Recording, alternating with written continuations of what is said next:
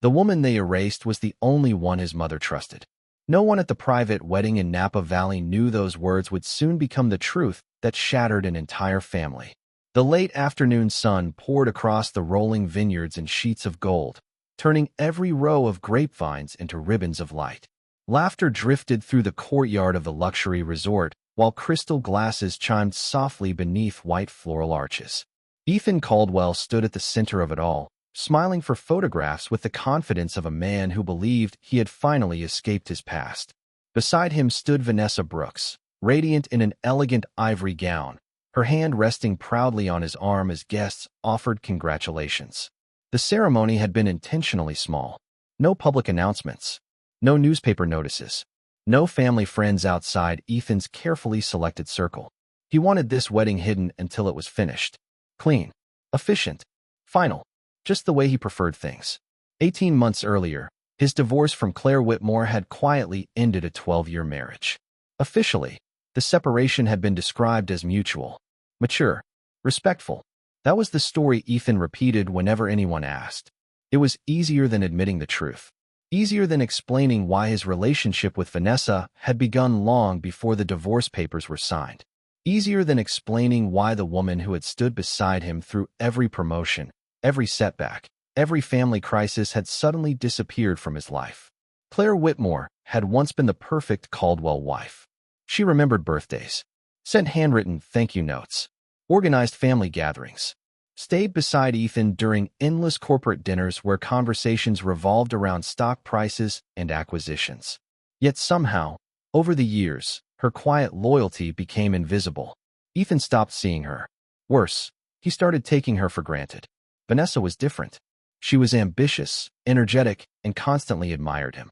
Around her, he felt successful, important, desired. Around Claire, he only felt reminded of responsibilities he no longer wanted. As the reception continued, Vanessa raised her champagne glass. "To new beginnings," she said. The guests applauded. Ethan kissed her cheek and smiled. New beginnings. He liked the sound of that. Across the property, hidden beyond the celebration, an older woman sat alone on the balcony of a private villa overlooking the valley. Margaret Caldwell watched the sunset without touching the meal prepared for her. At 72, the matriarch of the Caldwell family still carried herself with remarkable grace, but illness had quietly stolen much of her strength during the past year. Her silver hair moved gently in the evening breeze as she stared toward the distant music drifting from the reception. She knew her son was getting married. Of course she knew. Ethan assumed he had kept the ceremony secret from her. He was wrong. Margaret had learned about it weeks ago. She simply chose not to attend. A soft knock interrupted her thoughts. "Mrs. Caldwell," a nurse asked. "Would you like anything before the evening medication?" Margaret shook her head. "No, thank you." The nurse smiled politely and left. Margaret returned her gaze to the horizon. Somewhere below, Ethan was celebrating the future. Yet she could not stop thinking about the past. Specifically about Claire. The first time Claire entered the Caldwell family home 12 years earlier, she had arrived carrying a homemade peach pie because she felt uncomfortable showing up empty-handed. Margaret still remembered that pie. Not because it was extraordinary, because it was sincere. Claire had always been sincere. During the years that followed, she became the one person Margaret could depend on. When surgeries required long recoveries, Claire sat beside her hospital bed. When family disputes erupted, Claire quietly restored peace without seeking recognition. When loneliness settled into the enormous Caldwell estate after Margaret's husband passed away, Claire continued visiting every Sunday afternoon with coffee and conversation. Sometimes they spoke for hours. Sometimes they simply sat together in silence. Ethan rarely noticed those visits, but Margaret never forgot them. The sound of laughter echoed faintly from the distant reception. Margaret closed her eyes. She remembered the last argument she had with Ethan. It had happened 6 months earlier in her study. "You're making a mistake," she had told him. Ethan had sighed impatiently. "Mother, Claire and I are over. That isn't what concerns me." "Then what does?" Margaret looked directly at him. "The day you stop valuing loyalty is the day you begin losing everything that matters." Ethan dismissed the warning. As usual. Now, sitting alone beneath the fading sunlight, Margaret felt a deep sadness she could not explain. Not because Ethan had remarried. Not because Vanessa had entered the family. But because somewhere along the way, her son had forgotten the difference between admiration and devotion. One was easy to find, the other was rare. Meanwhile, hundreds of miles away in Charleston, South Carolina, Claire Whitmore was closing the door of the small historical preservation office where she worked. The evening air carried the scent of salt from the harbor as she locked the building and stepped onto the quiet sidewalk. She knew nothing about Ethan's wedding. She had stopped following his life months ago. It was easier that way, less painful. Her apartment overlooked a narrow street lined with brick buildings and old oak trees. It wasn't glamorous, but it was peaceful. And after everything that had happened, peace felt like luxury. Her phone vibrated inside her purse.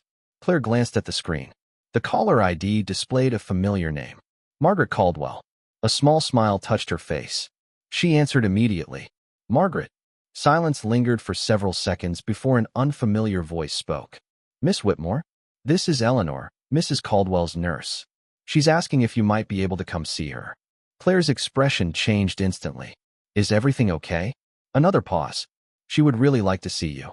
Claire looked toward the darkening sky. Something in the nurse's voice made her heart tighten. And for reasons she could not yet understand, she suddenly felt that everything was about to change.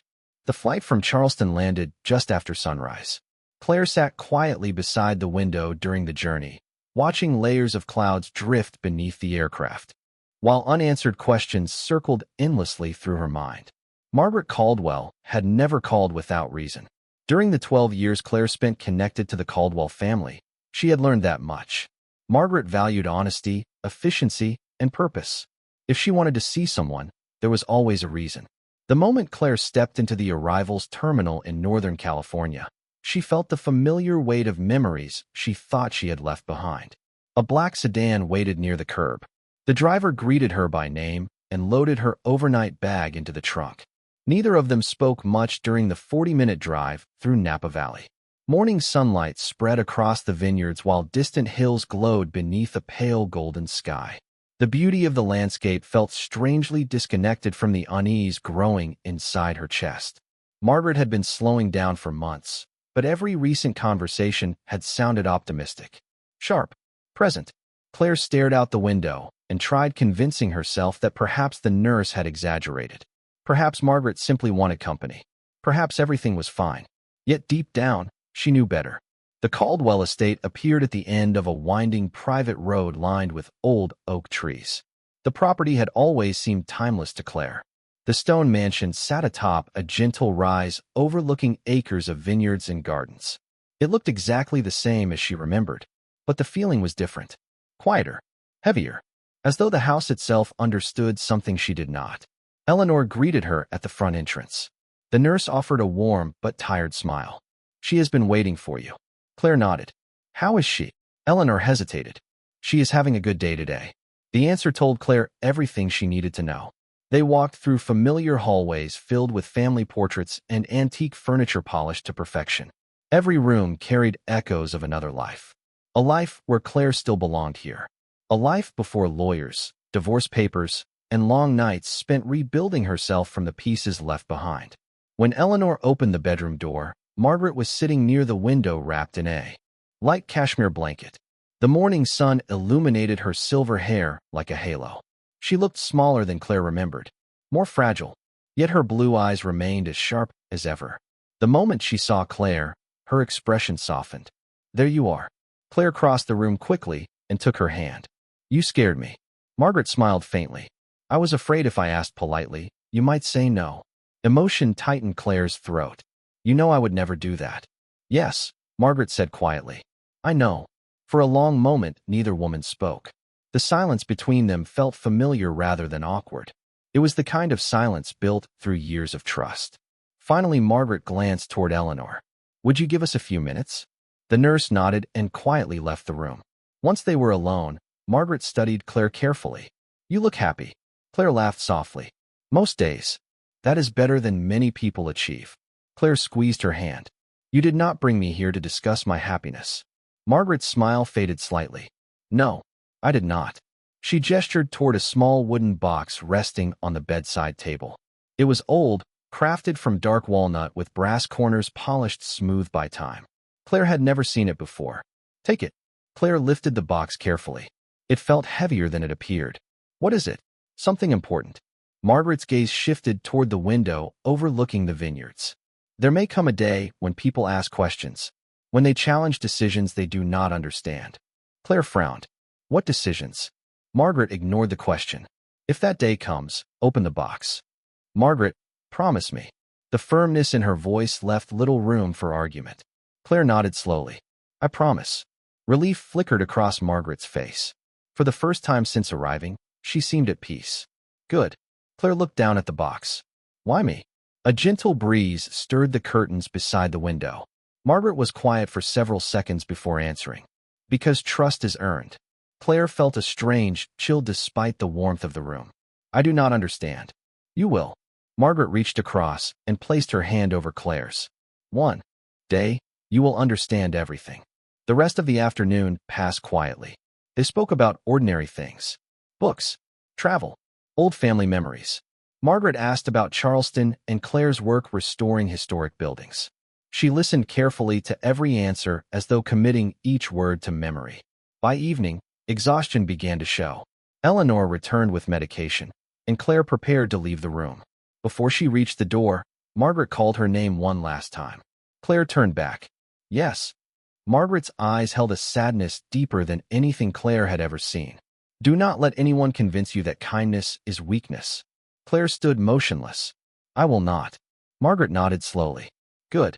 Later that night, Claire sat alone in one of the guest rooms overlooking the vineyards. The wooden box rested on the small desk beside her bed. Moonlight filtered through the curtains, casting pale silver shadows across the room.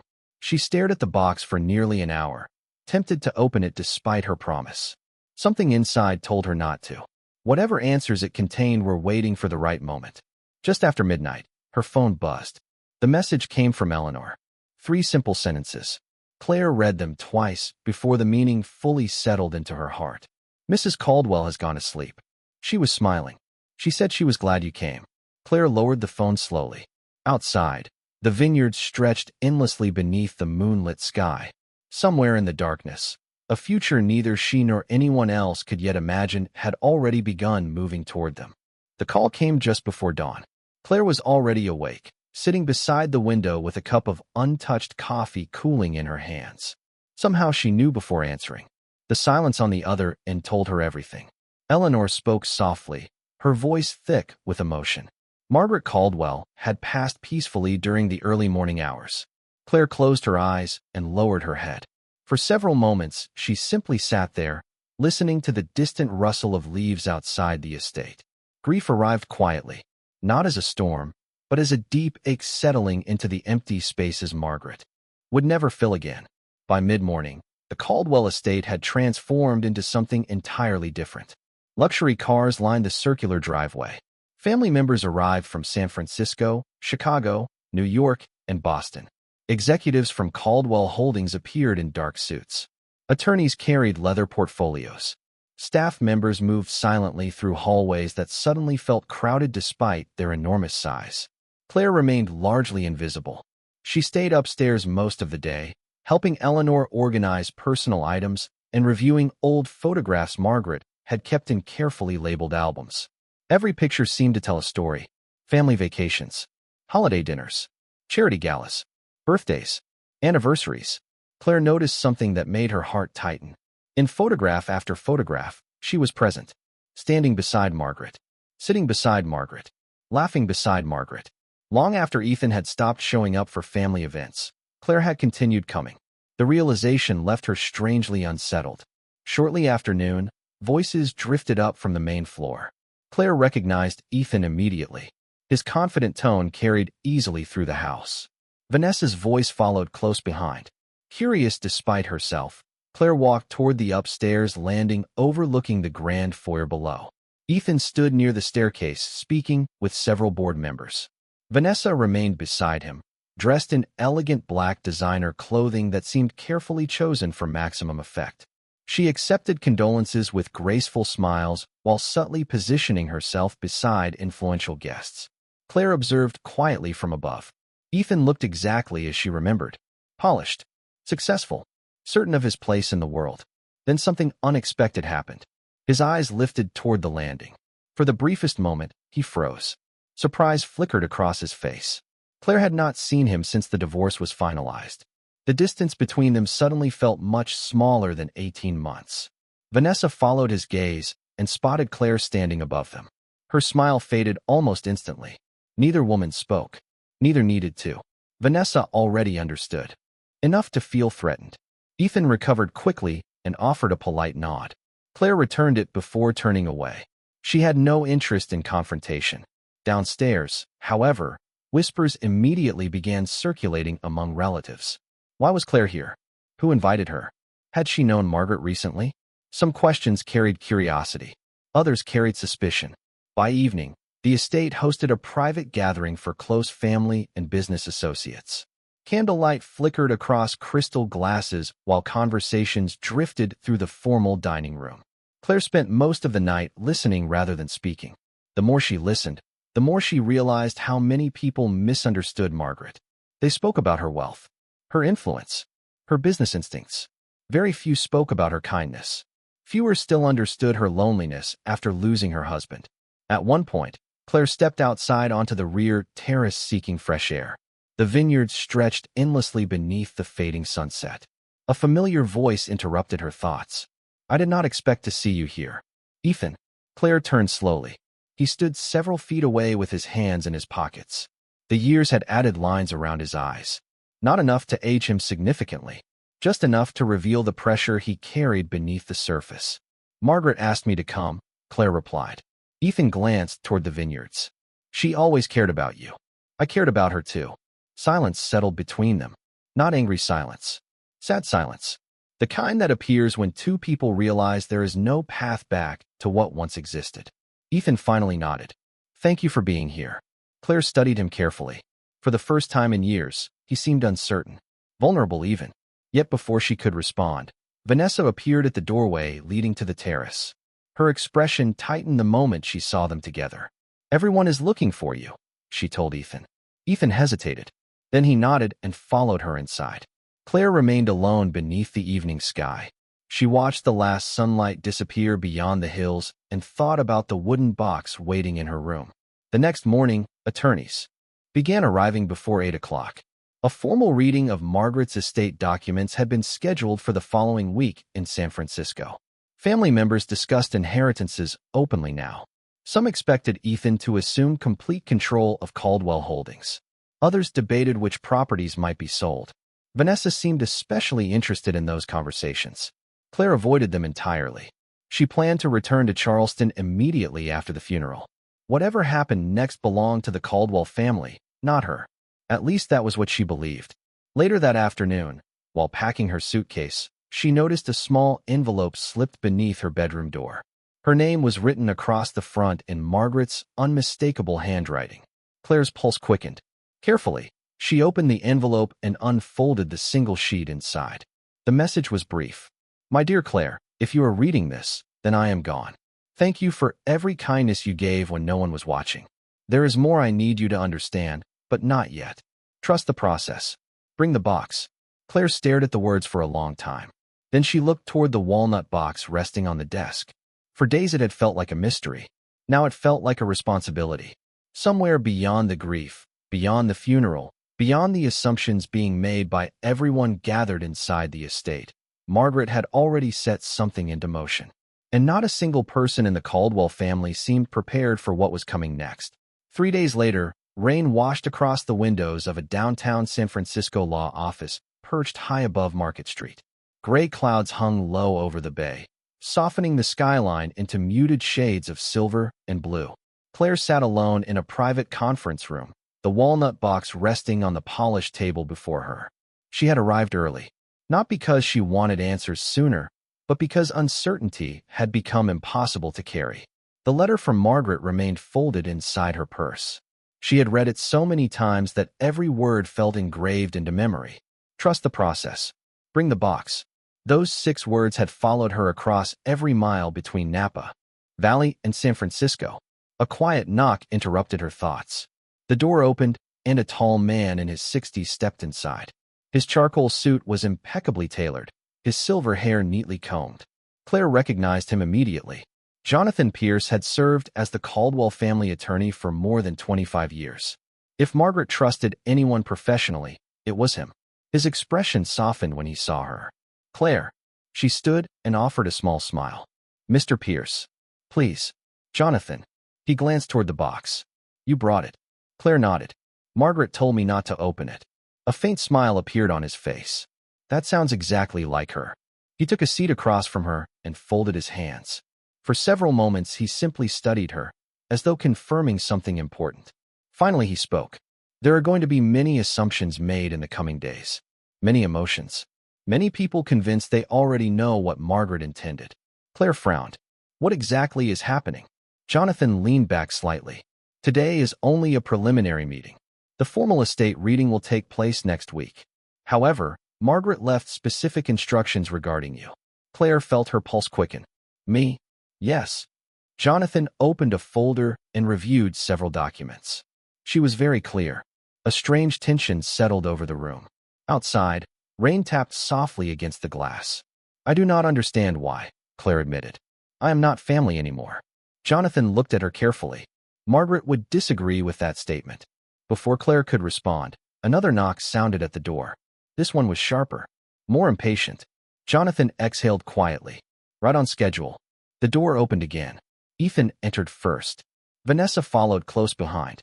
Both stopped the moment they saw Claire already seated inside. Surprise flashed across Ethan's face. Vanessa did not bother hiding her irritation. "What is this?" Vanessa asked immediately. Jonathan remained calm. "A private meeting requested by Mrs. Caldwell before her passing." Ethan glanced between them. "Why is Claire here?" Jonathan closed the folder. "Because your mother specifically requested her presence." Silence followed. Vanessa crossed her arms. "That makes no sense." Jonathan's expression hardened slightly. "Whether it makes sense to you is not relevant." Claire shifted uncomfortably.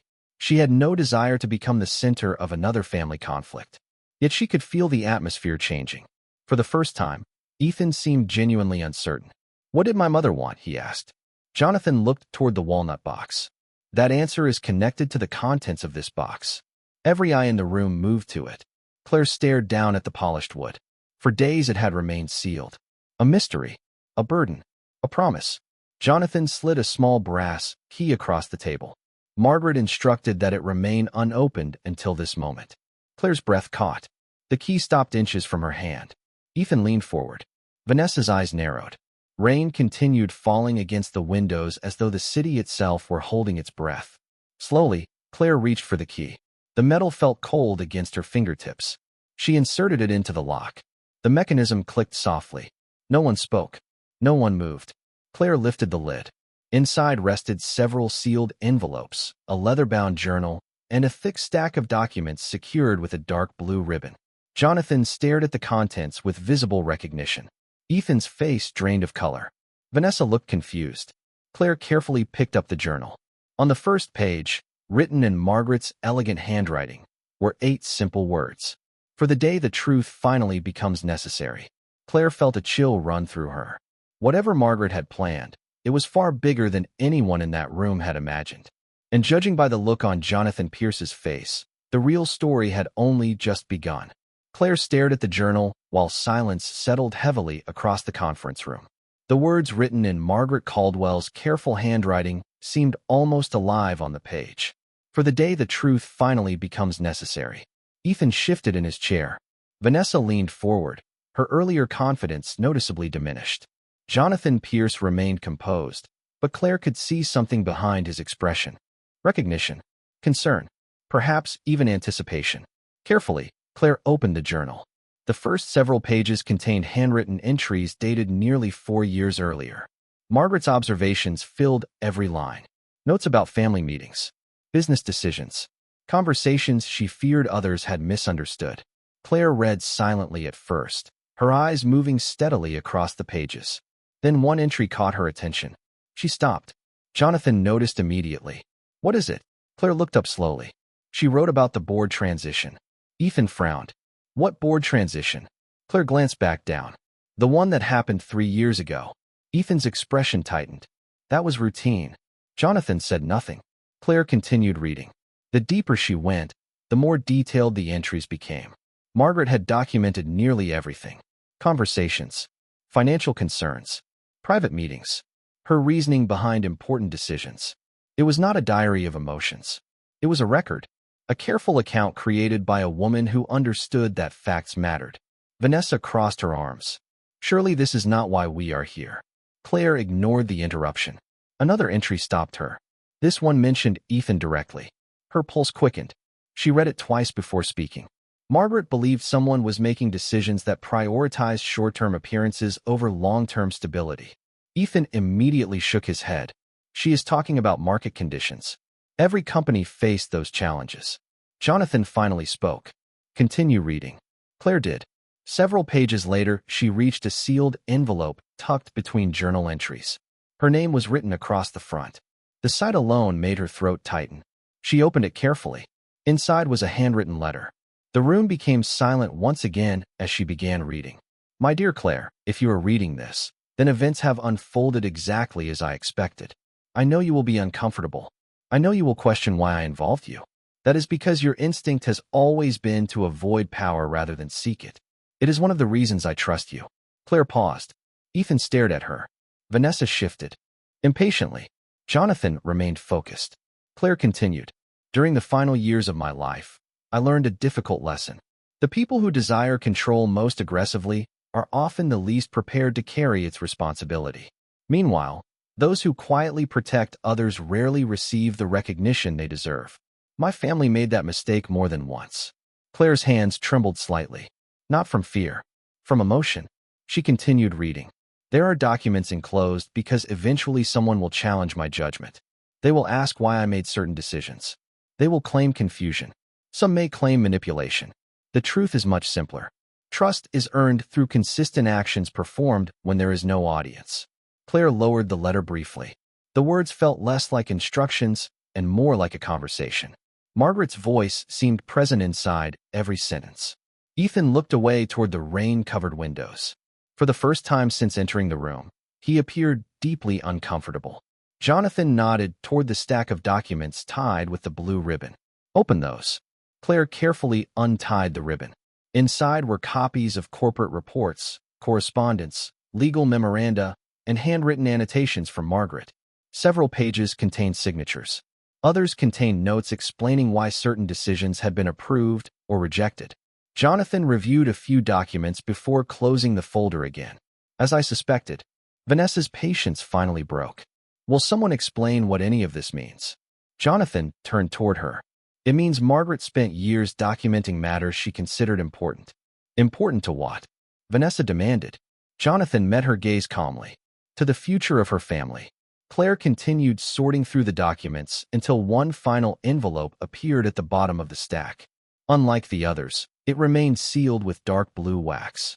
Jonathan's eyes immediately narrowed. That should not be opened today. Ethan frowned. Why not? Jonathan exhaled slowly. Because that envelope is designated for the formal estate proceeding next week. The room became still. Ethan looked directly at the envelope. Vanessa followed his gaze.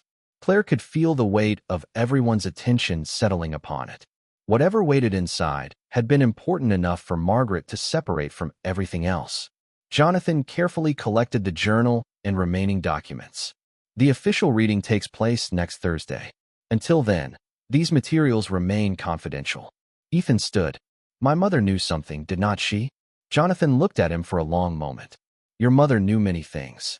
Ethan opened his mouth to ask another question, but Jonathan was already gathering the files. The meeting was over. Yet as Claire placed the sealed envelope back inside the walnut box, she could not shake a growing feeling.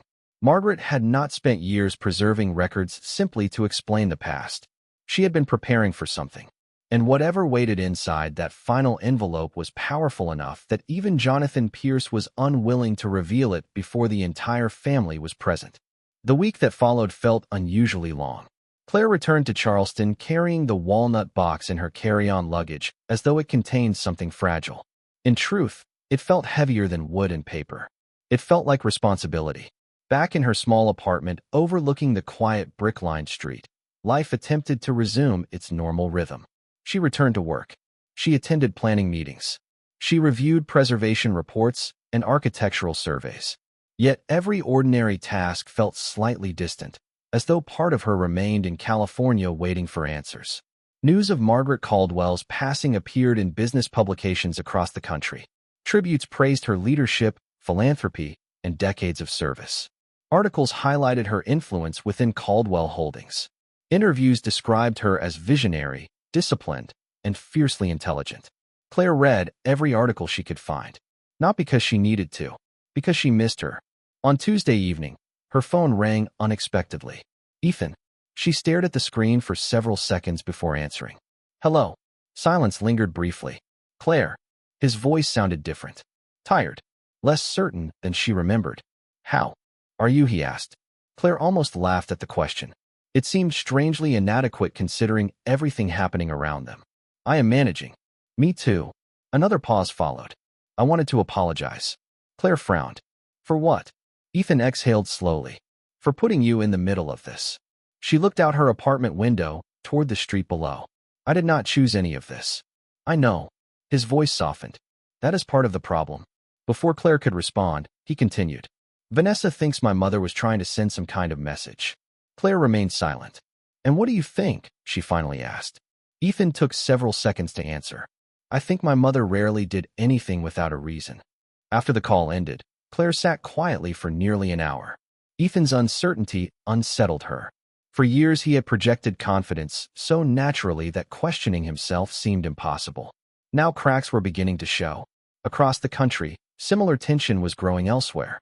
At the Caldwell estate, family members continued speculating about the upcoming estate proceeding. Rumors spread quickly. Some believed Margaret had established charitable foundations unknown to the family. Others suspected changes to company governance. Vanessa spent most of her time speaking with relatives and board members, attempting to understand where influence would shift after the reading. Yet no one possessed actual information. Only assumptions. Thursday arrived beneath clear California skies. The formal estate proceeding was scheduled inside a historic private courtroom reserved for sensitive family matters and complex trusts. The room reflected old San Francisco elegance. Dark wood paneling lined the walls. Tall windows overlooked the city. Brass fixtures glowed beneath warm afternoon light. Jonathan Pierce arrived first. Then board members. Then relatives. Then executives. Nearly every important figure connected to the Caldwell family eventually filled the room.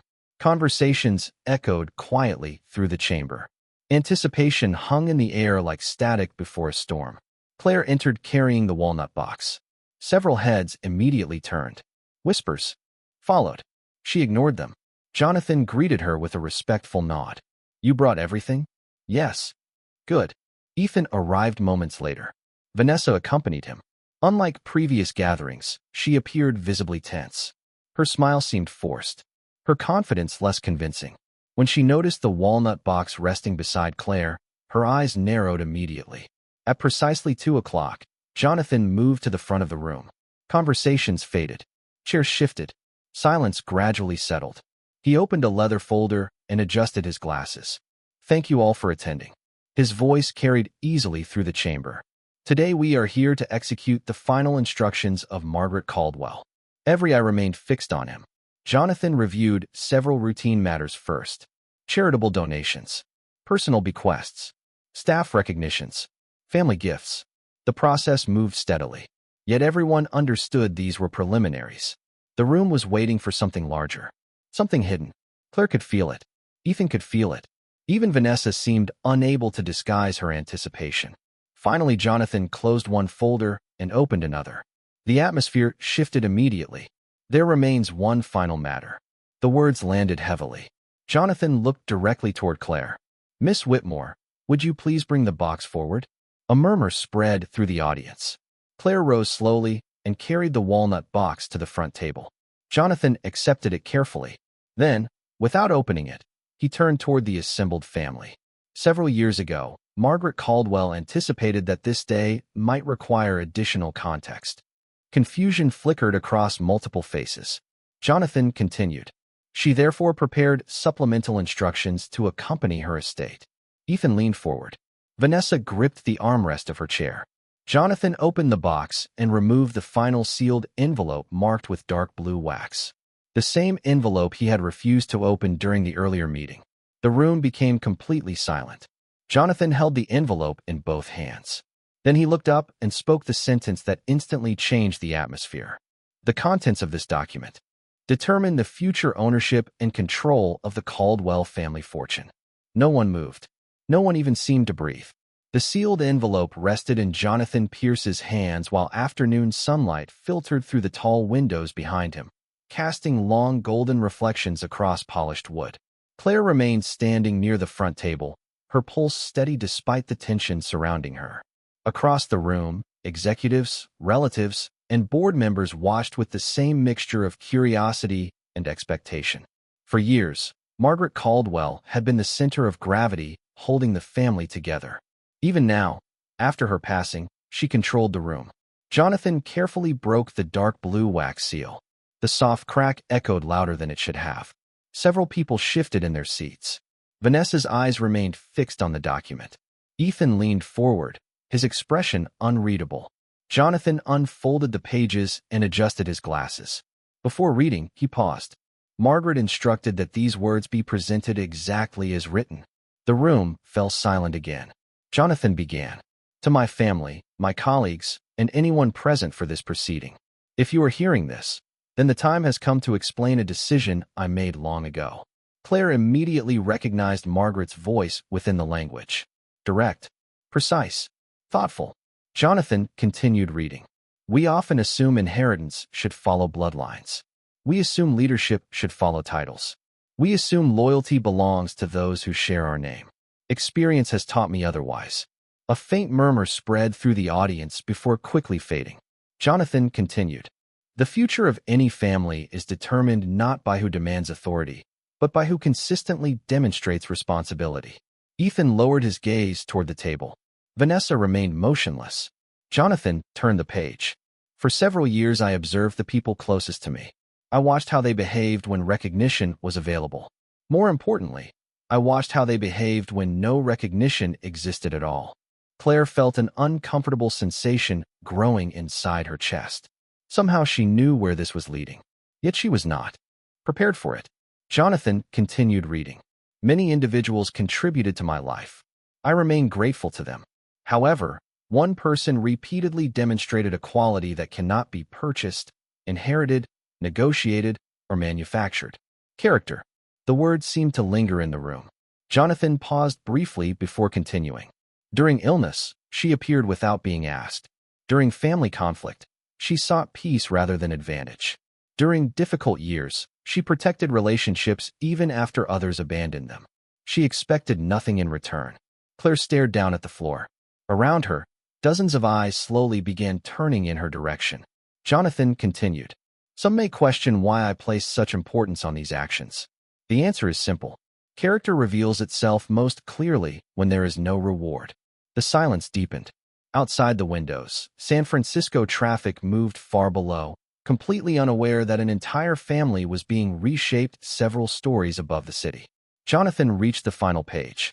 His voice remained calm. Therefore, after careful consideration and with complete confidence in my decision, I designate Claire Whitmore as the primary beneficiary and steward of the Caldwell Family Trust, including all controlling interests assigned under its governance structure. For one long second, the room became perfectly still. Then reality arrived all at once.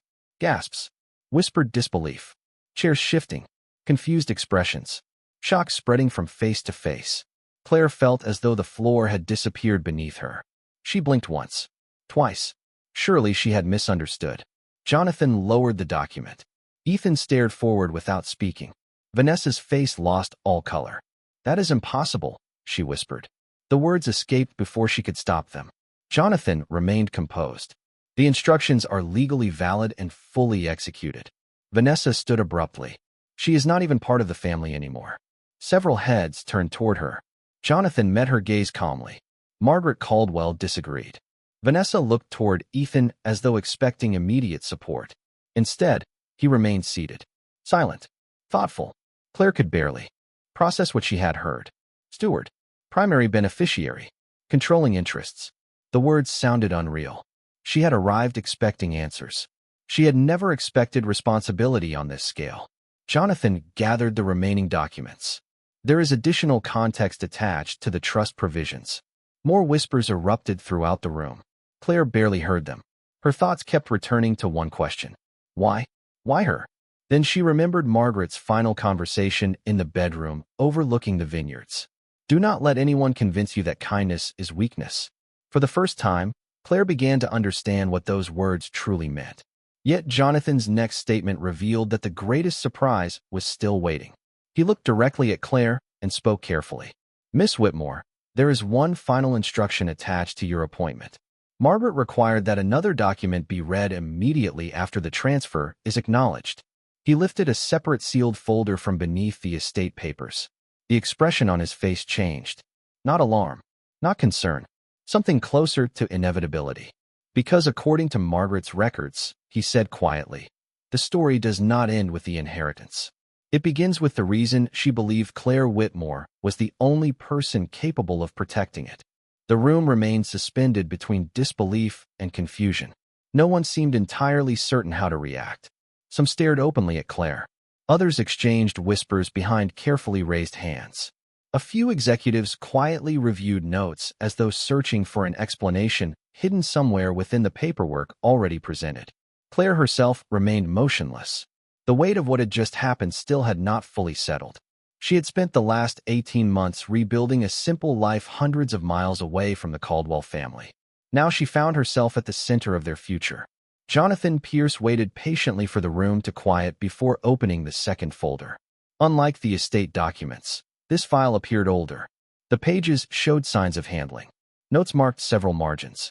Colored tabs divided different sections. Whatever Margaret had assembled here had been prepared carefully and over a long period of time. Jonathan adjusted his glasses and began reading.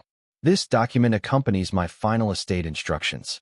It exists because inheritance without explanation often creates resentment.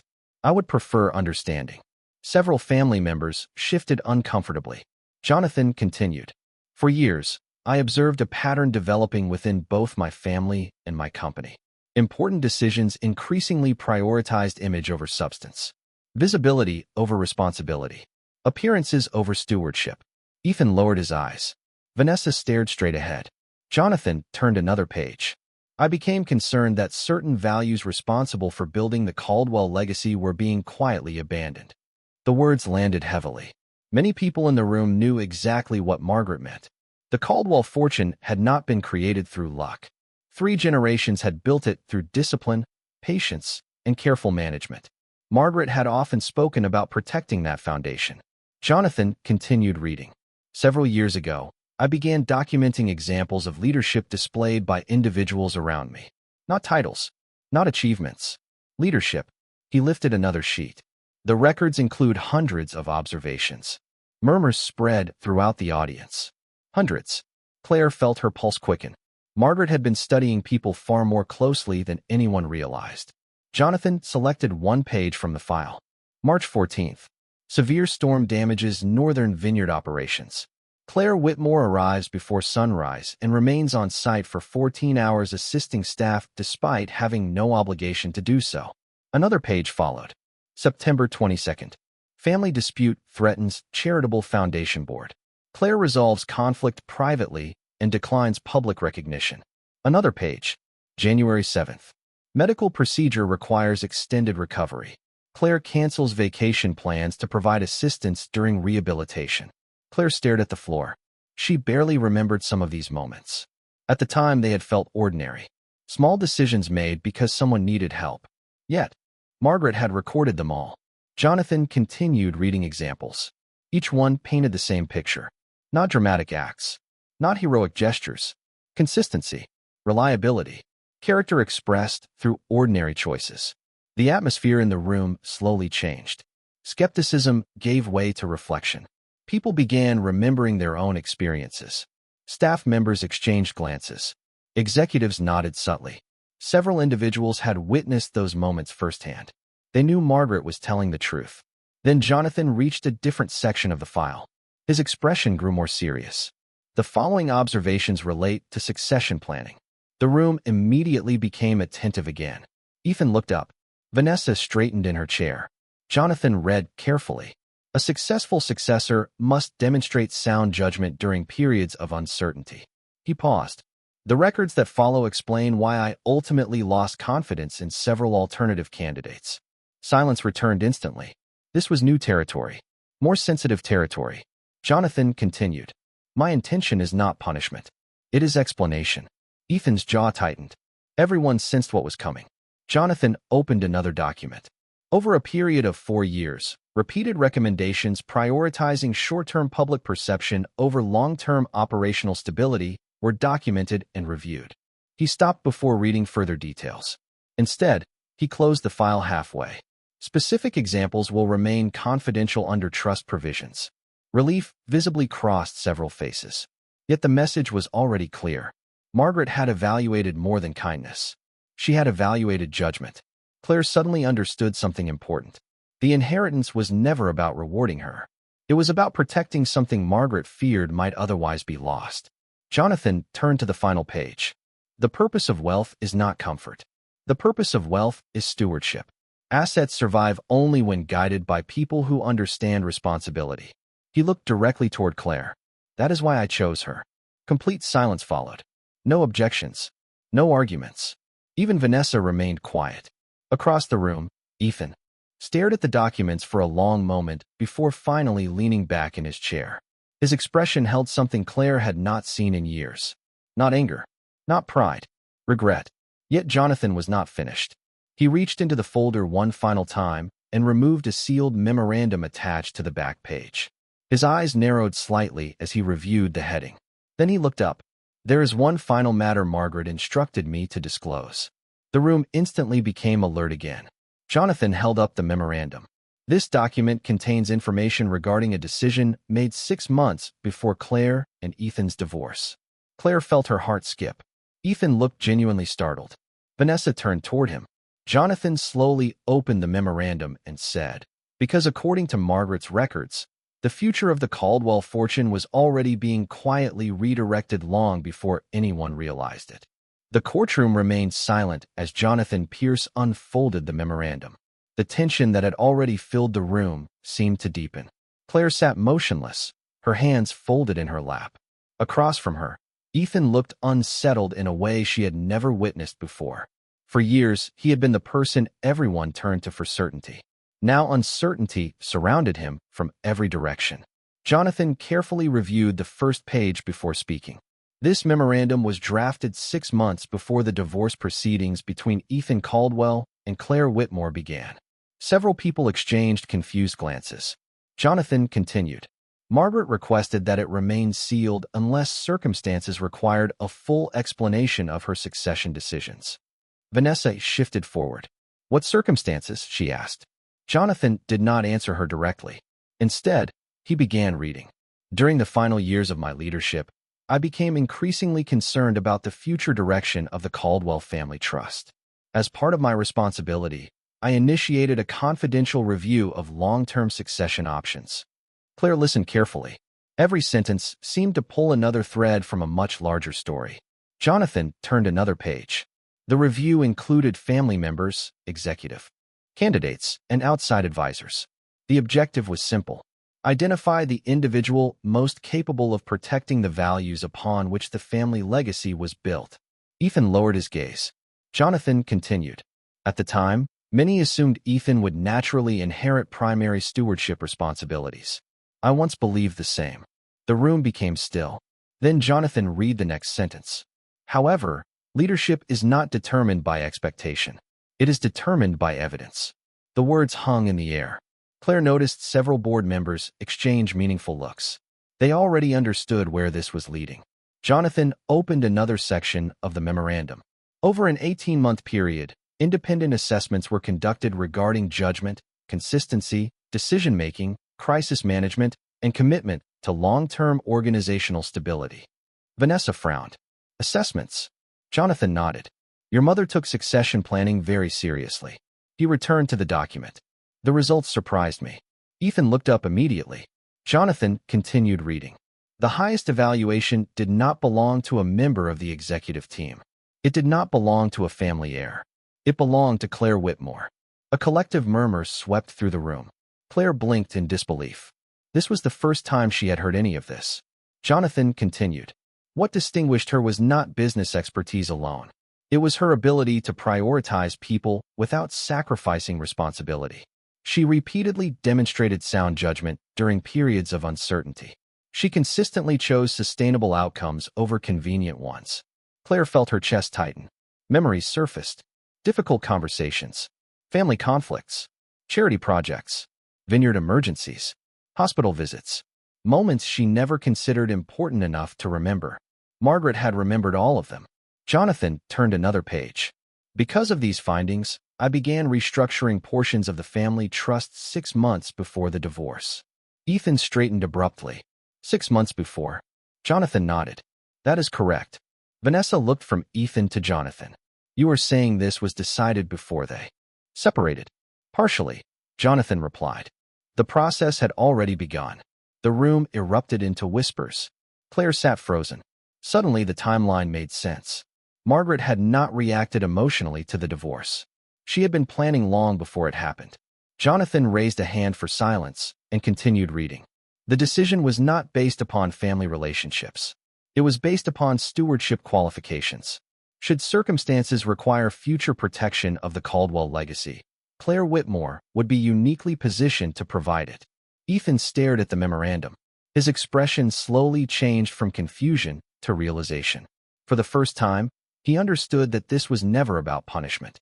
It was about trust. The distinction seemed to hit him harder than any accusation could have. Jonathan reached the final pages. I understand some may view this choice as unusual. They will be tempted to focus on titles, marriages, or legal relationships. They should instead focus on actions. Actions reveal character. Character reveals trustworthiness. Silence settled over the room once more. Then Jonathan closed the memorandum. Everyone expected him to stop there. Instead, he opened a smaller envelope attached to the final page. His expression shifted immediately. Claire noticed it first. Something new was inside. Something even Jonathan had not previously discussed. He removed a single folded sheet and read the heading. Then he looked up slowly. There is one final statement from Margaret. Every eye fixed on him. Jonathan's voice lowered slightly as he read the opening line. If Claire is hearing this, then she still does not know the most important reason I chose her. Claire felt the room disappear around her. The city beyond the windows, the polished wood, the rows of observers, all faded into the background as Jonathan Pierce unfolded the final statement. Every person present seemed to sense that they had reached the center of Margaret Caldwell's plan. Jonathan adjusted the page in his hands and began reading. If Claire is hearing this, then she still does not know the most important reason I chose her. The truth is that my decision was never based solely on what she did for me. It was based on what she protected when she believed no one was paying attention. Jonathan paused briefly before continuing. Many people assume wealth is built through money. They are mistaken. Wealth is built through trust. Once trust is damaged, everything else eventually follows. Claire lowered her eyes. Margaret's voice felt impossibly present. She could almost imagine her sitting across the room, speaking directly to her one final time. Jonathan continued. Several years ago, I faced a serious dilemma involving the future of the Caldwell family trust. Information came to my attention that required immediate action. Very few people knew about it. Fewer still understood its significance. The room remained completely silent. Ethan stared at the document. Vanessa's expression tightened. Jonathan turned another page. I chose not to act immediately. Instead, I observed. I wanted to know who could be trusted with difficult truths. Claire felt a strange unease growing inside her. She had no memory of any secret. No memory of being tested. Yet Margaret's words suggested otherwise. Jonathan continued reading. During that period, Claire unknowingly became part of that evaluation. One evening, she discovered information that could have been used to advance her own position. Information that would have benefited her personally. Claire frowned. Her mind searched through old memories. Then suddenly she remembered. A meeting. A misplaced folder. Financial projections. A private discussion she had accidentally overheard years ago while delivering documents to Margaret's office. At the time, she had quietly left without mentioning it to anyone. Jonathan continued. She never used it. She never discussed it. She never attempted to benefit from it. She simply respected boundaries because she believed it was the right thing to do. Several board members exchanged surprised looks. Jonathan's voice remained steady. Most people assume integrity reveals itself during major events. In reality, integrity reveals itself during small moments when no one would ever know the difference. Claire felt emotion tighten her throat. She had forgotten that incident completely. Margaret had not. Jonathan continued. That day confirmed something important. Claire valued responsibility more than opportunity. That quality cannot be taught. It cannot be purchased. It either exists or it does not. Across the room, Ethan slowly closed his eyes. Memories were returning to him as well. He remembered countless moments throughout their marriage when Claire had quietly done the right thing without seeking recognition. At the time, he barely noticed. Now every memory seemed sharper, more painful. Jonathan reached the final section of the statement. There is one more thing my family deserves to understand. Claire did not receive this responsibility because she was perfect. She received it because she consistently placed the well-being of others above her own advantage. In a world obsessed with winning, she remained focused on serving. That is why I trusted her. That is why I chose her. Silence settled over the room once again. Not the shocked silence that had followed the inheritance announcement. This silence felt different. Reflective. Honest. Even those who disagreed could no longer pretend they did not understand Margaret's reasoning. Jonathan folded the final page and placed it carefully atop the documents. For several moments, nobody spoke. Then something unexpected happened. Ethan slowly rose from his chair. Every eye turned toward him. Claire looked up. For a brief moment, neither of them spoke. Years of history seemed to exist inside the space between them. Finally, Ethan nodded. It was a small gesture. Simple. Quiet. Yet Claire understood exactly what it meant. It was not agreement. It was not surrender. It was acknowledgement. For the first time, he truly saw what Margaret had seen all along. But before anyone could process the moment, Jonathan reached for another folder resting beside him. His expression shifted again. There is one final administrative matter, he said. Several people groaned softly, assuming the surprises were over. Jonathan shook his head. Actually, this may be the most significant revelation of all. The room immediately became attentive once more. Jonathan opened the folder and reviewed the first page. Then he looked directly at Claire. Because according to documents filed 6 months ago, Margaret made one final change to the trust structure. A change that does not take effect today. Claire's pulse quickened. Jonathan held up the document. It takes effect in 30 days. And when it does, it will permanently alter the future of the Caldwell family legacy. The room seemed unable to settle after Jonathan's announcement. Every revelation had raised new questions, and now another waited just beyond reach. Claire sat quietly while conversations erupted around her. Board members exchanged cautious observations. Family relatives whispered among themselves. Even people who had spent decades around the Caldwell fortune appeared uncertain about what would happen next. Jonathan allowed the discussion to continue for a few moments before raising his hand. Gradually, silence returned. He opened the final document and carefully reviewed several pages. Unlike the earlier records, this file appeared newer. The signatures were recent. The legal language was precise. Whatever Margaret had created, she had completed it during the final months of her life. Jonathan looked toward Claire first. The amendment becomes active 30 days after Margaret's passing. Claire nodded slowly. What does it do? Jonathan folded his hands. It changes the structure of control. The words immediately captured everyone's attention. Ethan leaned forward. Vanessa remained completely still. Jonathan continued. Margaret believed that concentrated authority created unnecessary risk. Therefore, she designed a stewardship model rather than a traditional inheritance model. Several executives exchanged curious looks. One board member adjusted his glasses and began taking notes. Jonathan continued. Under the new structure, the assets remain protected within the trust. However, operational authority transfers to the appointed steward. Claire already knew where this was going. She could feel dozens of eyes turning toward her again. Jonathan confirmed it moments later. That steward is Claire Whitmore. A fresh wave of whispers spread across the room. Yet this time the reaction felt different. The shock remained, but it was no longer accompanied by confusion. People were beginning to understand Margaret's reasoning. Claire was not receiving a reward. She was receiving responsibility. Jonathan opened another page. Margaret included additional commentary regarding this decision. He began reading. A fortune can survive poor markets. It can survive economic downturns. It can survive mistakes. What it cannot survive is neglect. The purpose of stewardship is preservation. Claire listened carefully. Every sentence sounded like advice rather than instruction. Margaret was still teaching, even now.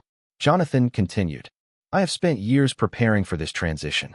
Contrary to what some may believe, Claire's appointment was not sudden. It was the result of observation, consultation, and planning. Ethan lowered his gaze. For the first time, Claire noticed genuine understanding in his expression. Not agreement. Understanding. He was finally seeing how long Margaret had been preparing for this moment. Jonathan turned another page. The steward shall be supported by an advisory board. However, final authority regarding preservation of the trust shall remain with Claire Whitmore. Vanessa finally spoke. Her voice sounded restrained, but frustration remained visible. So that is it. Everything simply goes to her. Jonathan looked at her calmly. Nothing is simply going anywhere. The trust remains intact. The purpose is continuity. Vanessa shook her head. She left years ago. Before Jonathan could answer, another voice interrupted. Ethan's. No, the room turned toward him. Ethan slowly stood. His expression was calm, thoughtful. She did not leave. Vanessa looked surprised. Ethan continued. We pushed her away. Silence followed. No one challenged him. Claire felt her breath catch slightly. Of all the reactions she expected, this was not one of them. Ethan looked toward her. My mother trusted her because she earned it. Whether we like the outcome or not does not change that. Several board members nodded quietly. Jonathan remained silent, allowing the moment to unfold naturally. Claire could see how difficult those words had been for Ethan to say, yet they carried more weight than any argument ever could. Jonathan eventually resumed reading. The final purpose of this amendment is to ensure that future generations understand a simple truth. Legacy is not inherited. Legacy is protected. The room fell silent once more. Jonathan closed the file. This time there were no additional folders waiting beneath it. No hidden envelopes. No secret records. The legal process was finally complete. Yet something had changed. The atmosphere felt lighter, clearer. The questions that had dominated the room for hours now possessed answers. Perhaps not answers everyone liked, but answers nonetheless. As people slowly began gathering their belongings, Claire remained seated. Through the tall windows, she could see the late afternoon sun breaking through the clouds over San Francisco Bay. Golden light reflected across the water. For a moment, she thought about the small apartment waiting for her in Charleston. The quiet streets. The ordinary life she had built. Everything had changed today. Yet strangely, she did not feel powerful. She felt responsible. Across the room, Jonathan gathered the final documents and approached her. His expression softened. Margaret knew this would be difficult. Claire managed a faint smile. She always seemed to know everything. Jonathan nodded. Then he lowered his voice. There is one thing she was absolutely certain about. Claire looked at him. Jonathan glanced toward the window where the evening light filled the room. She believed that 30 days from now, when the transition becomes official, the person most surprised by all of this will still be you. 30 days passed more quickly than Claire expected. Charleston remained beautiful in early autumn. Golden sunlight filtered through oak branches. The harbor reflected pale blue skies. Tourists filled historic streets. Life continued as though nothing extraordinary had happened. Yet every morning when Claire arrived at the preservation office, she carried the quiet awareness that somewhere beyond her ordinary routine, an entirely different future was moving steadily toward her. During those weeks, she received dozens of calls from attorneys, advisors, accountants, and trust administrators. Most conversations were practical. Some were overwhelming. A few were surprisingly kind. Through it all, Claire often found herself returning to Margaret's journal. Not because she needed instructions, because she missed the woman behind them. The entries reminded her that none of this had been impulsive. Margaret had spent years thinking, observing, and preparing. That knowledge made the responsibility easier to accept. One crisp October morning, Claire returned to San Francisco for the official transition meeting. Unlike the emotionally charged estate proceeding, this gathering felt quieter, smaller, more focused. The conference room overlooked the bay where sunlight danced across the water beneath a clear sky. Several members of the advisory board were already present when she arrived. Jonathan Pierce greeted her warmly. "Ready?" he asked. Claire smiled faintly. "Probably not." Jonathan laughed softly. "That is one reason Margaret trusted you." As people settled into their seats, Claire noticed Ethan standing near one of the windows. He appeared different from the man she had known during the final years of their marriage. Less guarded, less certain of his own importance, more reflective. When their eyes met, he offered a small nod. She returned it. There was no bitterness left between them. Too much truth had surfaced for that. The meeting proceeded smoothly. Legal confirmations were completed. Trust provisions were activated. Governance structures were finalized. Signatures were recorded. What had once seemed impossible gradually became reality. At noon, Jonathan closed the final folder. "It is official." The room remained quiet for a moment. No applause followed. No dramatic celebration. Somehow that felt appropriate. Margaret would have preferred dignity over spectacle. Several board members approached Claire individually. They offered support, advice, and congratulations. Yet what surprised her most was the absence of resistance. Weeks earlier she had expected opposition. Instead she found respect. Not because of the inheritance itself, because Margaret had taken the time to explain her reasoning. People understood. And understanding changed everything. Later that afternoon, Claire stepped onto a private terrace overlooking the bay. A cool breeze moved across the water. Sailboats drifted in the distance. The city skyline shimmered beneath the afternoon sun. She stood alone for several minutes before hearing footsteps behind her. "Ethan." He stopped a respectful distance away. Neither spoke immediately. The silence felt comfortable, familiar. Finally, Ethan looked toward the water. "My mother would have liked this view." Claire smiled. She would have complained about the wind. Ethan laughed quietly. "Probably." The laughter faded. A more serious expression returned. "I owe you something." Claire looked at him. Ethan took a slow breath. "An apology." She remained silent. "Not for one thing," he continued. "For many things." The honesty in his voice surprised her. "You do not need to do that." "Yes," he said gently. "I do." He stared toward the horizon. "For a long time I confused being appreciated with being admired. I did not understand the difference until it was too late." Claire listened without interruption. Ethan shook his head slightly. "My mother tried to tell me. I just was not listening." For a moment neither of them spoke. Then Claire looked out across the water. She never stopped believing people could learn. Ethan smiled sadly. "That sounds exactly like her." The afternoon sunlight began turning golden as the sun lowered toward the horizon. Everything felt peaceful. Not triumphant. Not dramatic. Peaceful. Eventually Ethan nodded toward her. "You will do a good job." Claire almost laughed. "That still feels impossible." "Maybe," he said. "But if my mother was right about anything, she was right about people." After he left, Claire remained alone on the terrace. The wind carried the scent of salt water across the bay. Below, the city moved through another ordinary day. She thought about the journey that had brought her here. The marriage, the heartbreak, the rebuilding, the unexpected inheritance. Through it all, one truth remained constant. Margaret had never rewarded her for suffering. She had recognized her for character. And, standing there beneath the fading California sun, Claire finally understood the real gift she had been given. It was never the fortune. It was the trust. Winter arrived quietly in Charleston. The tourist crowds thinned. The harbor turned silver beneath cool morning skies. Christmas lights appeared along historic streets, reflecting softly in rain-darkened brick sidewalks. Nearly 6 months had passed since the transition became official. Life looked different now, yet somehow remained familiar. Claire still walked to her office, most mornings carrying coffee in one hand and project folders in the other. She still preferred small restaurants over luxury dining rooms. She still spent weekends reading on the balcony of her apartment, overlooking the street below. The fortune she now protected had changed her responsibilities, but it had not changed who she was.